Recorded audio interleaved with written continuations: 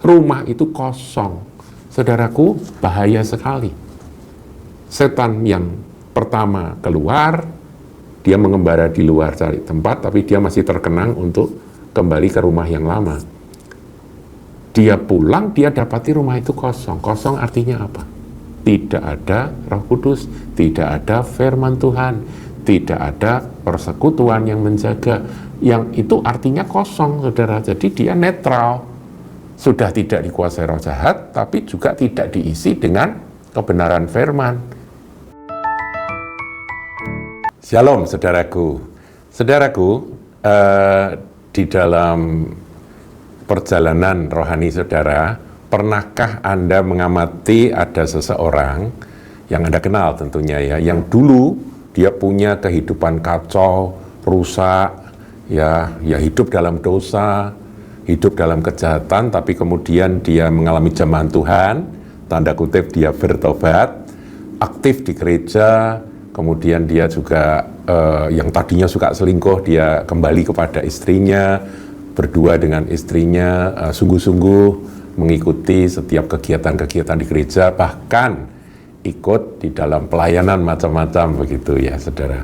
Tapi setelah kurun waktu tertentu, tiba-tiba dia mulai kembali, ya istilahnya itu kembali miring-miring, kemudian undur dan menyimpang dan kembali pada kehidupan lama, saudaraku. Ya seperti apa yang dikatakan dalam surat Petrus, babi kembali ke kubangannya, anjing kembali ke muntahnya, begitu ya. Saudara pernah lihat contoh-contoh seperti itu di dalam gereja, di dalam tubuh Kristus yang mana Anda tinggal? Gimana? Pernah ya, saudara? Saya sering menghadapi, dan tentunya tugas dari gereja untuk menjangkau kembali akan jiwa-jiwa yang undur, tersesat, dan kemudian kembali pada kehidupan lama ini, ya jatuh lagi dalam kehidupan lama, bahkan sulit sekali untuk didekati, begitu ya. Dan kecenderungannya biasanya dia menyalahkan akan gereja gitu ya, rekan-rekan sepelayanan, dia bilang aku kecewa dengan ini, aku kecewa dengan itu, kenapa dia begitu, kenapa dia begini, salah ini, salah itu. Jadi nggak ada pengampunan, nggak ada maaf, nggak ada penerimaan terhadap kekurangan, kelemahan. Tapi itu sebetulnya hanya alasan, saudara. Problem yang sesungguhnya adalah dia tidak lagi terhubung dengan Tuhan. Itu problem yang sesungguhnya. Nah, menjadi tugas gereja, sekali lagi saya katakan, untuk menjangkau mereka. Nah sekarang apa yang dikatakan oleh firman Tuhan tentang orang-orang yang model begini? Ini kita perlu ngerti dasar firman dan kita perlu menelitinya. Saudara, dalam Matius 12, Tuhan Yesus berbicara tentang perikop kembalinya roh jahat. Kenapa ada orang menjadi jahat, tidak masuk akal, dia melakukan perbuatan-perbuatan kejam, jahat, dan sebagainya dalam keluarga dan dalam kehidupannya. Kenapa kok bisa begitu? Itu karena ada roh jahat. Nah itu jelas ya. Dan perlawanan kita tidak melawan darah daging, jadi kita tetap berbelas kasihan pada orang-orang yang sedang dikuasai roh jahat tersebut. Ini saya bacakan mulai ayat 43. Apabila roh jahat keluar dari manusia. Nah ini bicara tentang orang yang tadi bertobat itu. Tadinya dia jahat, tadinya dia rusak, dia berzina, dia selingkuh gitu ya, dia tidak bertanggung jawab pada keluarga, dia hidup kacau lah ya saudaraku ya. Kemudian dia datang pada Tuhan dan roh jahat itu keluar dari manusia, dari dia ya. Apabila roh jahat keluar dari manusia, dia ngalami sukacita di dalam hadirat Tuhan. Dia ngalami kerinduan akan firman dan pengharapan untuk hidup benar, untuk hidup di dalam Kristus, itu menjadi kuat, saudaraku ya. Menjadi menyala-nyala ya. Dan biasanya orang-orang gini ini cukup radikal gitu ya.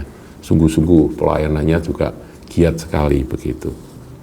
Tetapi kalimat berikut kalau kita baca, roh jahat yang keluar dari manusia itu dikatakan ia pun mengembara ke tempat-tempat yang tandus mencari perhentian. Artinya roh jahat itu mencari tempat. Dia cari tempat. Nah, tempatnya tentunya adalah manusia-manusia yang mengizinkan roh itu masuk dalam hidupnya. Ini kita tahu ya saudaraku bahwa peperangan kita ini seru ya, dan setiap hari kita bergumul. Jangan sampai kita izinkan roh jahat itu mempengaruhi kita, membisikkan sesuatu, kemudian ketika kita membuka pintu dia masuk. Ia pun mengembara ke tempat-tempat tandus mencari tempat gitu ya. Dia kesana kemari cari tempat untuk dia bisa bekerja gitu. Kerjanya kan melalui manusia. Tetapi ia tidak mendapatkannya. Ini ilustrasi yang Tuhan berikan. Ayat 44. Lalu ia berkata, aku akan kembali ke rumah yang kutinggalkan itu. Saudaraku, waspada. Iblis itu kalau dia tanda kutip kalah, dia terusir dari kehidupan seseorang yang tadinya berdosa, dia tidak menyerah. Dia mengincar orang itu. Ini seperti kalau orang sudah jatuh dalam narkoboi, saudaraku tahu ya, narkoboi. Jadi dia kecanduan narkoboi, dia ketemu dengan teman-teman atau lingkungan, entah itu orang yang pertama kali ngasih ke dia, ngajarin dia untuk memakai akan zat-zat adiktif itu, sampai dia kecanduan, tapi kemudian dia lepas. Ya, dia direhabilitasi, kemudian dia lepas. Ini bukan berarti lingkungan yang merusak dia itu diam saja. Mereka mengincar dan menanti waktu yang tepat. Nah, waktu yang tepat itu biasanya kalau orang-orang gini yang pernah jadi pecandu ini, kalau dia dalam kegoncangan mental sesuatu, dia sedang galau gitu, itu masuk lagi gitu ya. Dan mereka bisa seperti tahu gitu ya. Jadi diincar, saudara. Seperti Tuhan Yesus saja ketika dia dicobai, dikatakan iblis itu mundur dan menanti waktu yang tepat.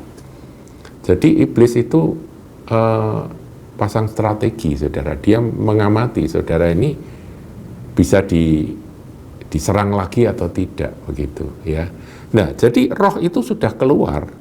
Dia berkata, aku akan kembali ke rumah yang telah kutinggalkan. Rumah itu adalah manusia yang pernah dikuasai oleh dia. Maka pergilah ia mendapati rumah itu kosong. Nah, ini saudara perhatikan. Ia mendapati rumah itu kosong, bersih, tersapu, dan rapi teratur. Artinya tidak ada yang menghuni. Ini yang paling berbahaya. Saudara, ketika si jahat itu keluar, roh jahat itu keluar dari seseorang karena adanya firman Tuhan, pedang roh itu ya, ada Roh Kudus bekerja. Tuhan Yesus berkata, kalau aku mengusir, ya ini saya bacakan aja ya, ayat 28 dari Matius 12 ini. Tetapi jika aku mengusir setan dengan kuasa roh Allah, kuasa Roh Kudus, maka sesungguhnya kerajaan Allah sudah datang kepadamu. Jadi kerajaan Allah itu datang. Tetapi kalau seperti yang ditulis ini dalam ayat 44 ini, rumah itu kosong. Saudaraku, bahaya sekali. Setan yang pertama keluar, dia mengembara di luar cari tempat, tapi dia masih terkenang untuk kembali ke rumah yang lama. Dia pulang, dia dapati rumah itu kosong. Kosong artinya apa? Tidak ada Roh Kudus, tidak ada firman Tuhan, tidak ada persekutuan yang menjaga. Yang itu artinya kosong, saudara. Jadi dia netral. Sudah tidak dikuasai roh jahat, tapi juga tidak diisi dengan kebenaran firman. Dia tidak menjaga, dia tidak memelihara akan hidup rohaninya. Berdoa nggak sungguh-sungguh, baca firman tidak direnungkan sungguh-sungguh dan tidak dihidupi. Persekutuan juga dia tinggalkan, menjauhkan diri dari persekutuan itu bahaya sekali. Itu karena biasanya timbul akar pahit. Akar pahit tidak segera diselesaikan. Yang begini-begini ini membuat kondisi rumah ini kosong, nggak ada isinya. Nah, kalau kosong nggak ada isinya, di mata dari roh jahat itu, wah, ini tempat yang nyaman sekarang. Bukan hanya aku saja yang bisa tinggal di situ. Nah, dikatakan ayat 45, lalu ia keluar dan mengajak 7 roh lain yang lebih jahat daripadanya. Kayaknya jangan heran, saudaraku, orang yang dulu pernah jahat, pernah rusak, ketika dia bertobat sungguh-sungguh, tapi dia tidak memelihara, tidak menjaga, dan tidak mau hidup sesuai dengan firman Tuhan, nggak ada takut akan Tuhan yang terus ditumbuhkan, pada suatu saat itu yang keluar itu akan ngajak 7 temannya, 7 roh jahat. 7 itu artinya angka sempurna. Jadi nanti dia bisa melakukan kejahatan sempurna. Dia bisa melakukan kekejian, kekejaman yang sempurna. Kenapa? Karena 7 roh jahat. Tadinya 1 sudah jahat, jadi 7 yang lebih jahat, saudaraku. Ini sebetulnya yang dikatakan oleh Tuhan. Ini kisah dari orang yang tadinya rusak, kemudian dia dalam Tuhan baik, melayani Tuhan sungguh-sungguh, tapi dia tidak memelihara dan tidak menjaga hidup dan tidak takut akan Tuhan, nggak mau bertumbuh dalam iman, dalam ketaatan. Akibatnya apa, saudara? Ini lihat rumah itu kosong. Masuk, saudaraku. Dan ketika dia masuk, tidak sendirian, ngajak 7 roh lain yang lebih jahat daripadanya, dan mereka masuk dan berdiam di situ. Maka akhirnya keadaan orang itu lebih buruk daripada keadaannya semula. Lebih buruk dari sebelumnya. Dan ini sering kita jumpai, ya saudara. Ya, nah ini dulu kan pendeta, kok setelah jatuh dihancur-hancuran sampai jahatnya seperti itu.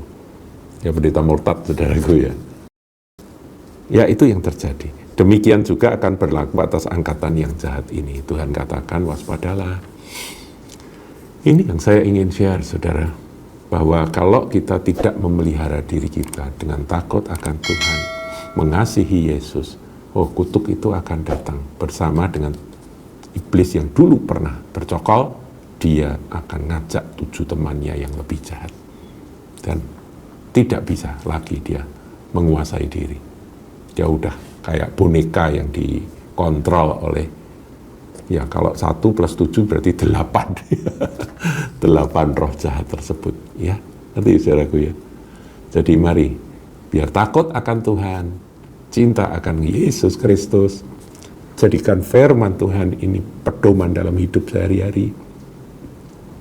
Cinta firman, izinkan Roh Kudus memimpin kita dalam setiap langkah kita.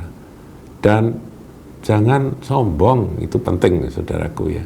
Kita harus terus rendah hati, dan rendah hati. Dan pertobatan itu harus kita lakukan setiap hari. Dengan demikian kita akan terpelihara dan puji Tuhan, ini tidak akan terjadi. Ya, apa yang Tuhan Yesus katakan ini nggak akan terjadi. Tuhan Yesus memberkati. Jangan lupa like, comment, share, dan subscribe channel GKBK Hal Semarang.